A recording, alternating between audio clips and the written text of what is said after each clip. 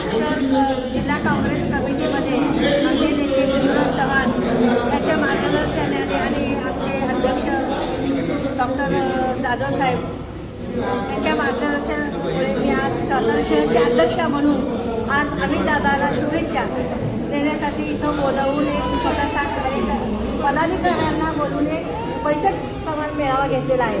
खरं तर गेली 14 सालापासून ही जनता आणि हा महाराष्ट्र अक्षरशः मेथीकुटीला आला आहे की हे युतीचं सरकार की ज्या युती सरकारने शेतकऱ्यांच्या अन्नामध्ये माती कालवली, महिलांची सुरक्षा म्हणजे सुरक्षेच्या विषयी फार म्हणजे त्याचे धिंडोडे निघाले. कुठल्याही गुन्हेगाराला शिक्षा द्यायची नाही आणि गुन्हेगारालाच राजकारणात आणून त्याला मोठं करायचं आणि त्या महिलांना जे काही पाहिजे ते न देता त्यांना फक्त आमिष दाखवायचं.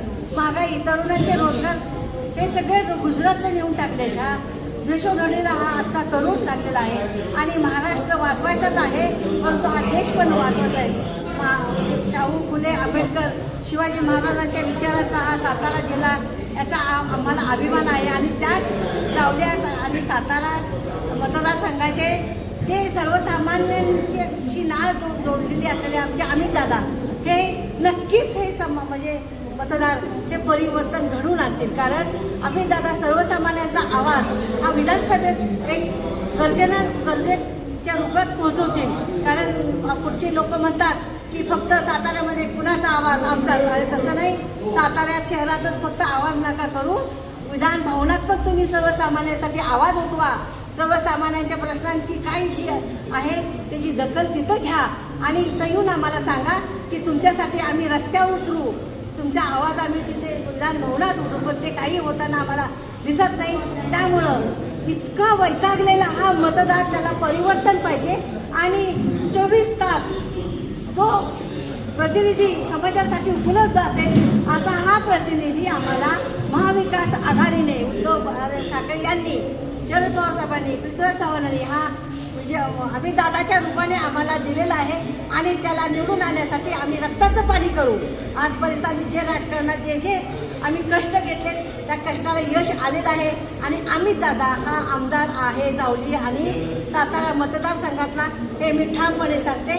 कारण लोक हा सर्वसामान्य लोक चेहरा शोधत आहेत आणि हा सर्वसामान्य चेहरा असलेला जनतेचा म्हणजे विश्वास ठेवणारा किंवा जनता त्यांच्यावर नक्कीच विश्वास ठेवेल आणि आमचे जे काही प्रश्न असतील, महागाई असेल, शहरात अनेक प्रश्न आहेत, कित्येक वर्षानुवर्षे तेच प्रश्न, तेच शहरातले प्रश्न, मूलभूत प्रश्न हे सगळे सोडत आहे. पण आम्हाला आवाज काढता येत नाही. आमची तोंडं बंद केली, परंतु आम्ही या गुलामगिरीतनं बाहेर येऊ इच्छितो. आम्ही ही गुलामगिरी आता झिडकारून टाकतो. आम्ही आता सर्वसामान्य जनता ही आम्ही स्वाभिमानाने जगायचा प्रयत्न करतोच आहोत. म्हणून आम्हाला अमितदादा हा आमदार म्हणून पाहिजे आणि तो निश्चितच आमदार होणार आहे. आणि सगळ्या आघाडीच्या वतीनं आम्हाला मिळालेला उमेदवार शहरच्या वतीनं सगळ्या मतदारांच्या वतीनं मी त्यांना खूप खूप शुभेच्छा देते आणि त्यांच्यासाठी ते निवडून आलेले आमदार आहेतच, परंतु कुणीही ब्लॅकमेल, इमोशनल ब्लॅकमेल जे चाललेलं आहे वर्षानुवर्षे, मी त्याची विटनेस आहे. इमोशनल ब्लॅकमेल कोणीही करू नका. मतदान हे पवित्र दान आहे, त्याचं त्याला करू द्या. तर मग बघा, तुम्ही इमोशनल ब्लॅकमेल केलं, समाजाला वेठी धरलं, तर तुम्ही हे पुन्हा कधी पाप फेडू शकणार नाही. हे पाप पुढच्यानी करू नये अशी मला त्यांना माझी कळकळीची विनंती आहे. खुले मताने लोकांना मतदान करू द्या आणि त्यांना हवासा असणारा उमेदवार, आमदार त्यांना मिळवून घेऊ द्या, त्यांच्या पुढे येऊ द्या.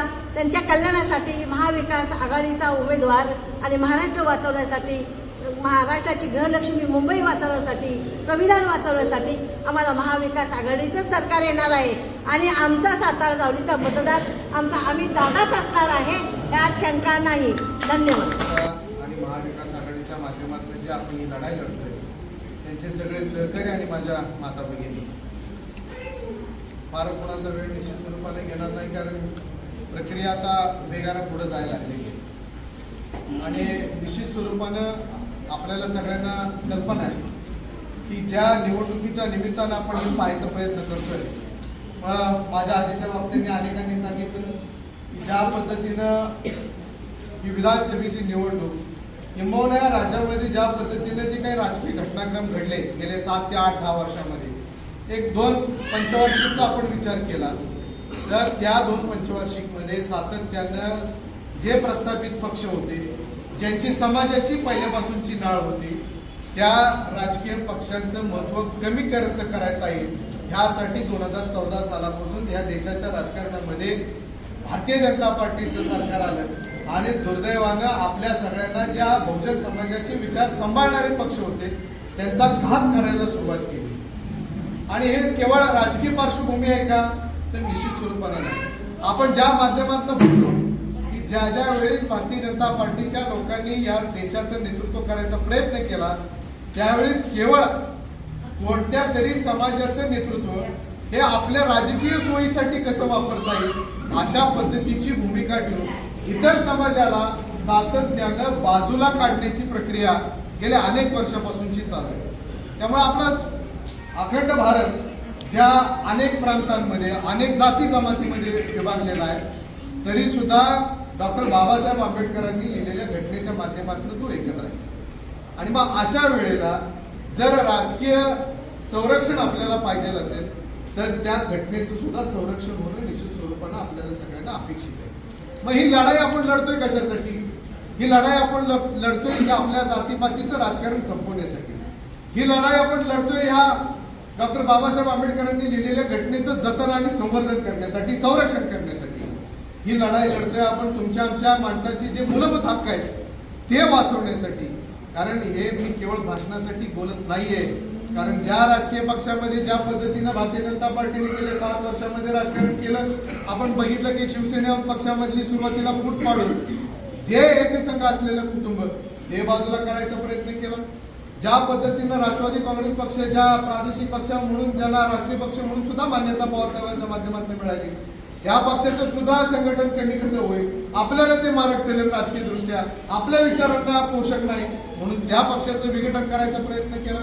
आज आपण बघतो की काँग्रेसचे ज्येष्ठ विचारवंत सुद्धा आपल्यापासून बाजूला ज्यांनी नेण्याचा प्रयत्न केला त्या अशा शक्तीच्या विरोधात एक राजकीय संघटन म्हणून आज आपण लढतोय. ही एक बाजू झाली आणि दुसरी बाजू ही झाली की जातीचं राजकारण सुद्धा करून प्रत्येक जातीमध्ये आज आपण माणसं म्हणून इथं जागतोय, वागतोय, बसतोय, उठतोय.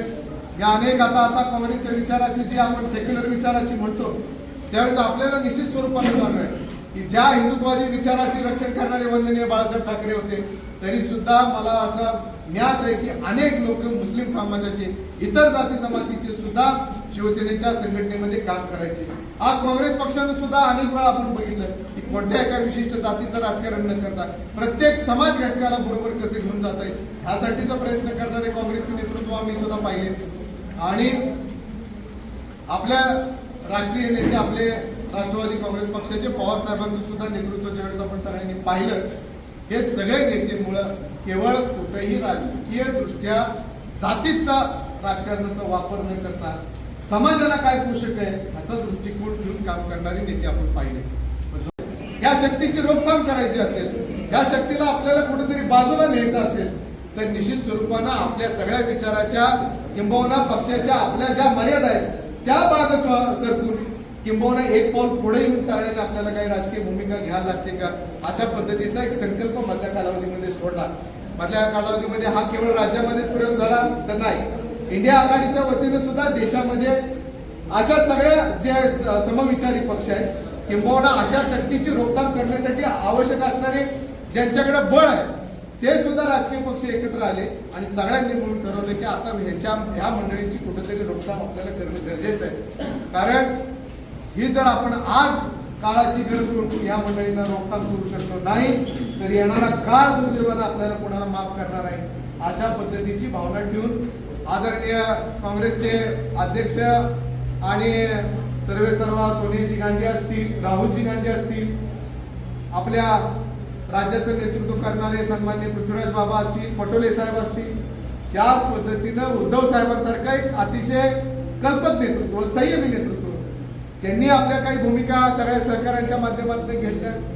त्याच पद्धतीनं आदरणीय पवार साहेबांनी ही सगळी मोठ बांधायचा सुद्धा प्रयत्न केला की बाबांनो आता आपण हे संघटित लढाई लढलो नाही तर आपल्यावर राज्य करणारी शक्ती ही निश्चित स्वरूपानं तुमच्या आमच्याच राजकीय सामाजिक पतन केल्याशिवाय थांबणार नाही.